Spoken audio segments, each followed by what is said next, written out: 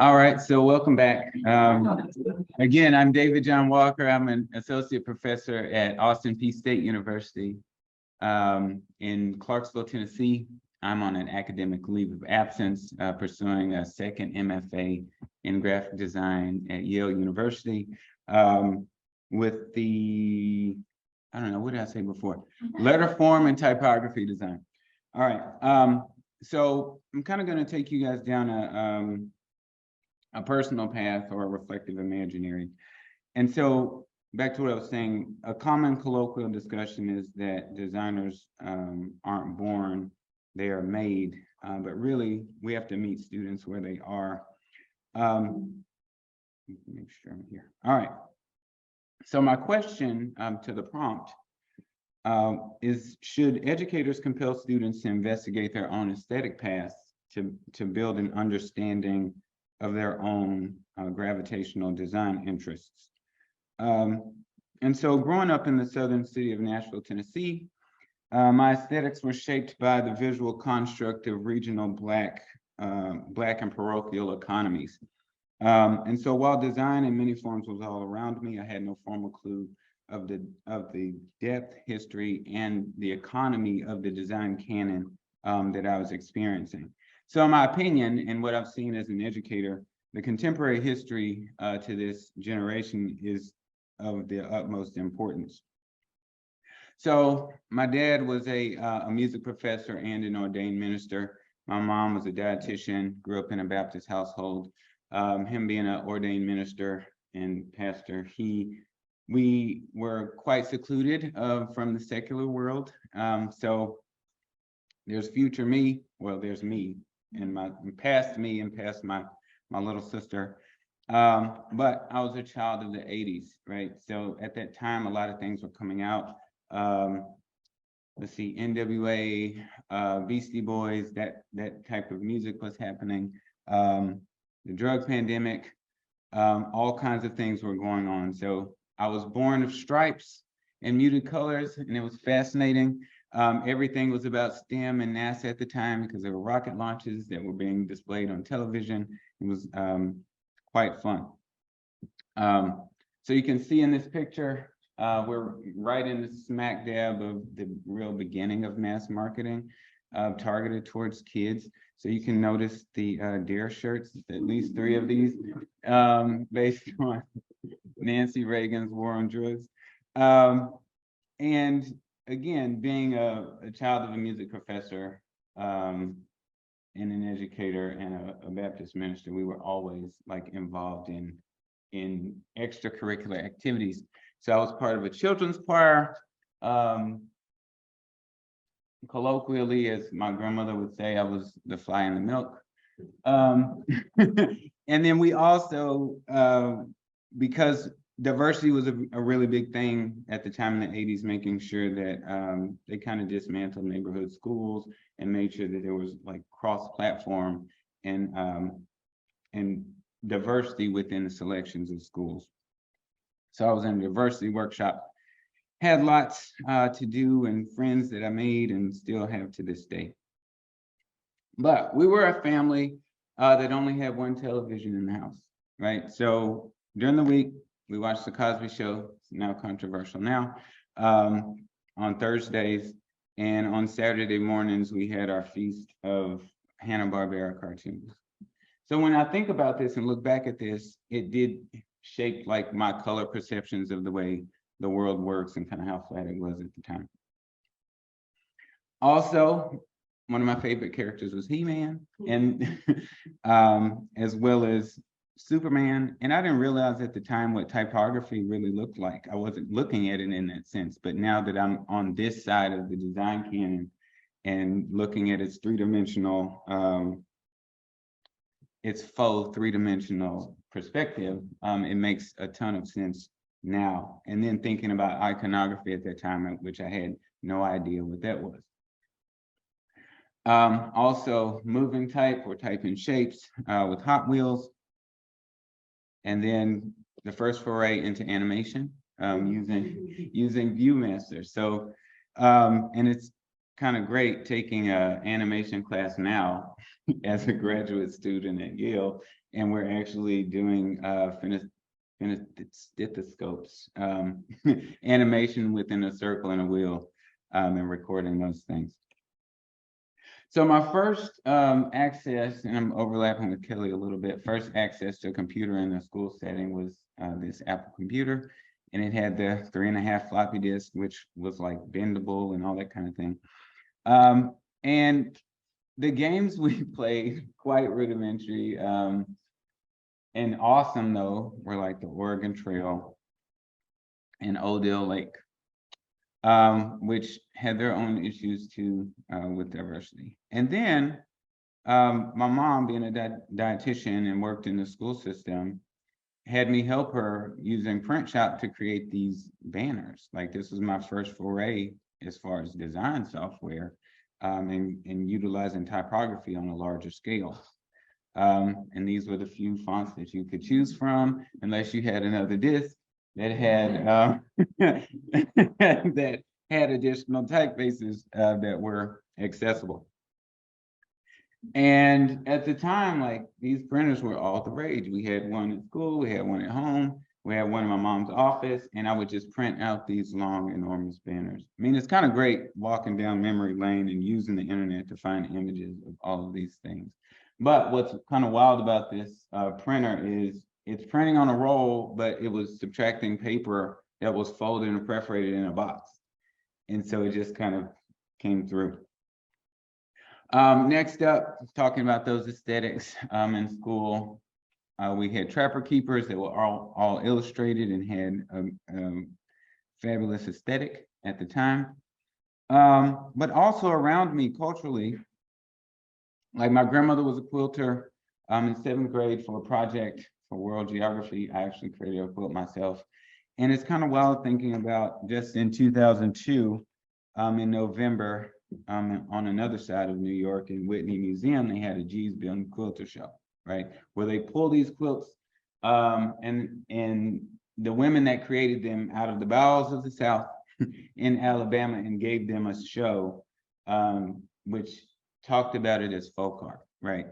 So thinking about the context of how I'm learning and seeing and being exposed to these works in real time. So thinking about line and pattern and color and texture of that sort. But again, being a son of a music professor and a dietitian, as a mom, I had access to, of course, the food charts and the food wheels, which was my first foray into data information. And then my dad taught music, but he was also a choir director as well. We would go to operas, or we would go to plays, and he would pick out sheet music. And so we would also see that as well. Being in Nashville, though, where Fisk University sits, the Jubilee Singers were one of particular note. And so what you see here is an album cover directed by John Wesley Work, but the work was created by Aaron Douglas, who is a Harlem Renaissance painter. And there's actually a mural of his at 135th Street, Harlem YMCA. That mural is in disrepair. It's in the middle of they've turned the room that it sits in into a kid's playroom. So you should go see it before it falls all the way apart. It's a fresco. But because I was there, because my dad was in the academy, he took us to Fisk, right? So we got to go to Cravath Hall, which still stands, and there was somewhat of a Aaron Douglas chapel. And so in the library, there are these frescoes that adorn the halls of these spaces, that tell a very different narrative than the world that I was living in at the time.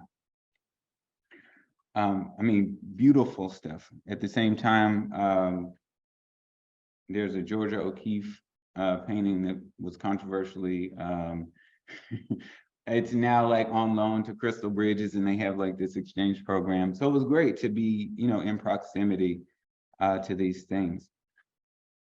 So thinking about car rides to work and to school, and only having one television in the house, like NPR was our was a voice in my head and the stories that were being told.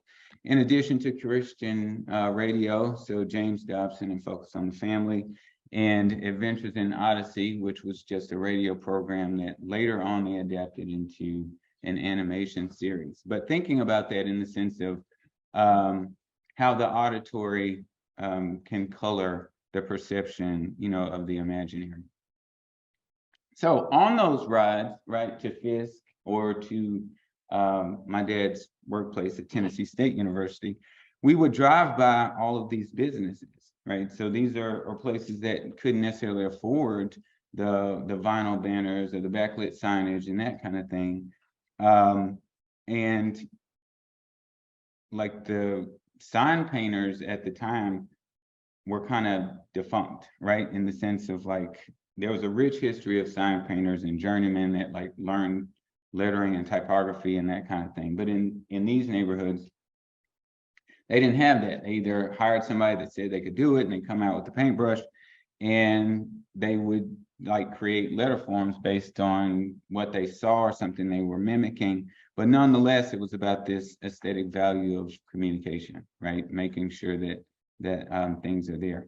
So it's awesome reading a book by a Yale alum, Christian Henson, that she did with Dante Carlos about the Filipino folk foundry. And they dug into like the typographic culture of the Filipino people and how they put type on taxis and things of that nature. So it was actually great to use Google Maps to go back through my neighborhood using the internet to find artifacts of my past that were still present. These buildings that are quickly being torn down based on gentrification and the hotness of the national market at the time. So all of these things are like Ed's Fish is a cultural icon. Like if you go there, it's a place that's only open until like 6 or 7 p.m.